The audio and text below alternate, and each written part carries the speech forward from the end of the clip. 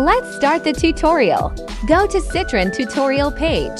Find alarm clock Neopixel EDU PICO tutorial. Download source file. Extract the zip file. Copy all files to CircuitPy. Choose Replace. Open Settings file in Notepad. Replace it with your SSID and password Wi-Fi. Save the file. Open example code, copy and paste it on code.py file.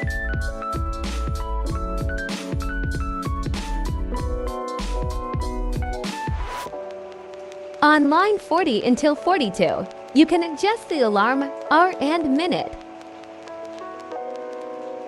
Run the code.